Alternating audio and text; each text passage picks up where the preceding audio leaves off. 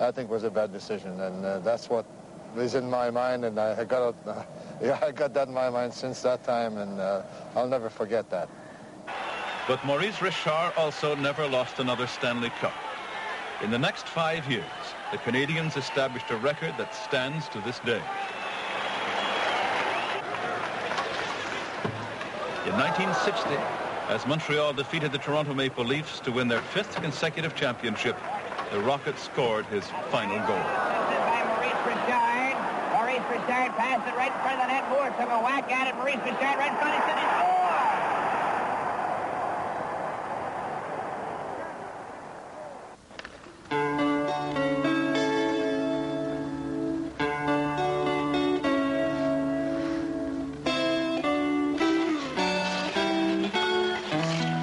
Much in hockey has changed since Rocket Richard played his last game, but not the best of it. Wow, the dog. There are still skates for Christmas, and there are still dreams.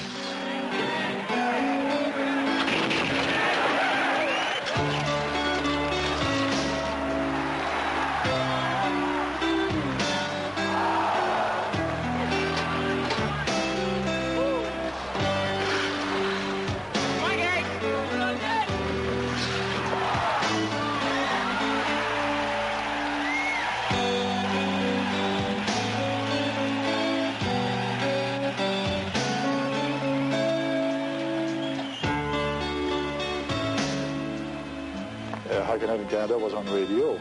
On Sunday morning, we would play on the little ice surface that everybody had at that time behind the house. And one boy would be a Toad Lake, another one Elmer Lack, another one Maurice Richard.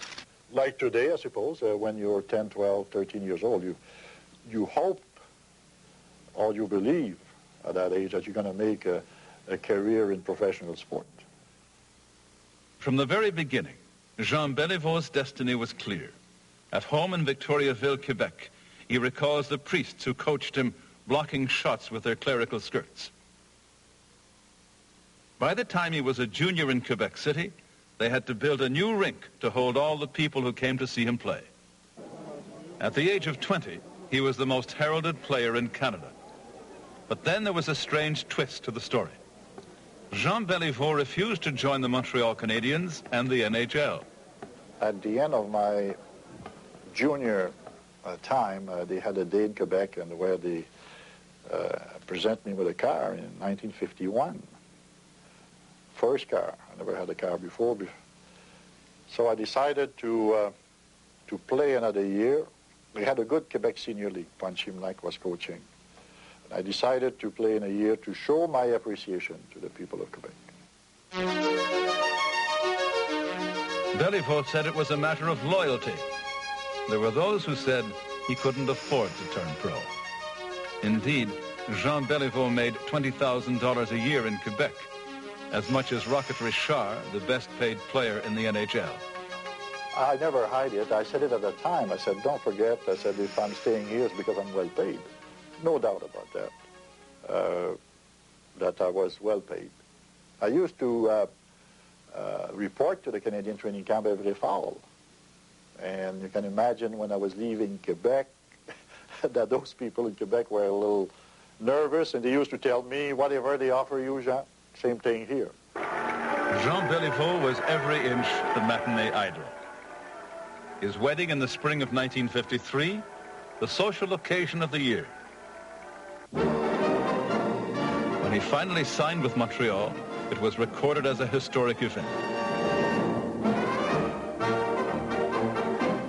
It was said that at the time there were two religions in Quebec, Catholicism and the Canadians.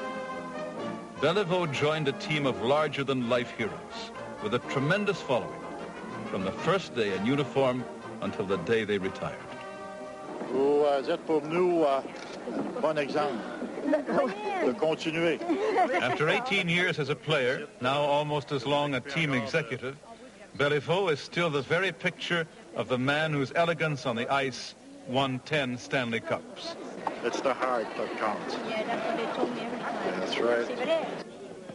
Led by Béliveau and inspired by Richard, the Montreal Canadiens of the late 1950s may have been the greatest hockey team ever. Their names and faces still vivid after all these years. Jeffrey on, Moore, Marshall, Johnson, Swan, Cole Blake, and you see Tom Foley with Mr. Selke and Senator Molson. It was a simpler time in sport, when you kissed your wife goodbye at the station and found your berth in the Pullman car, and when the most exotic place you had to go for a game was Chicago.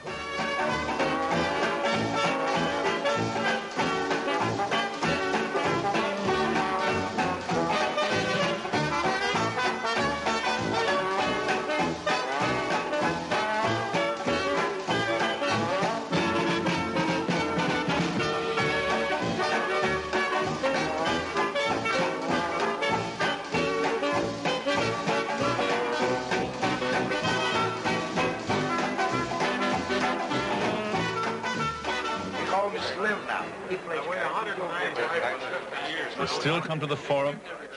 If you would have been Doug dedicated, Harvey you could have got the 7th. And Dickie Moore. You mean I had to work? And Henri Richard to compare age and weight and to try to count their Stanley Cups. 34, 40. I got 5. 40? Oh, it's 40. Yeah, but I got mine with different teams. You got 3 different teams. If you wouldn't have played so well in Chicago, we would have had another one. Yeah. But it would have still added up to the same. What are you going to do? It would have been the same. Only I would have had the money in my pocket instead of yours. Yeah, it would be good. You broke the string, eh? Because I was going good that year, you know. I had a young bride, and it was giving me whatever. I've just got to tell the truth. And the ocean. You understand that? I do. For these men, it was the best of times. But in a way, also the worst. They won 5 consecutive Stanley Cups, a feat accomplished neither before nor since. But for the men who followed, for anything less than the Stanley Cup, there was no excuse. In my case, I remember coming out of the Forum after a hockey game here, after scoring 2 goals, and you could hear some people, well, you could have scored 3. On some night I scored 3, you could have scored 4, and I was lucky enough to score 4 on a few occasions, and I could have scored 5. So you have the feeling that whatever you do, it's not enough. It's hard. Merci à la fleur. Et il marque! Well, Lafleur, and that's the putter cleanly. Lafleur did it all. He come up the ice with full speed. They left the puck for him. He gets it into the there. Back to Lafleur.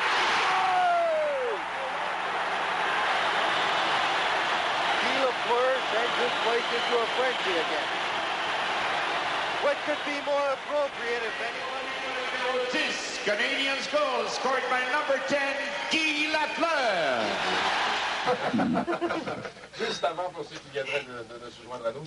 Jean Béliveau played for the Montreal Canadiens until the age of 40. A generation later, and 7 years younger, the last of the Canadiens' crown jewels, Guy Lafleur, has announced that he, too, will retire. When he was Lafleur's age, Béliveau still had 5 Stanley Cups to win. But today, for Lafleur, there are the eulogies that only great athletes get to hear.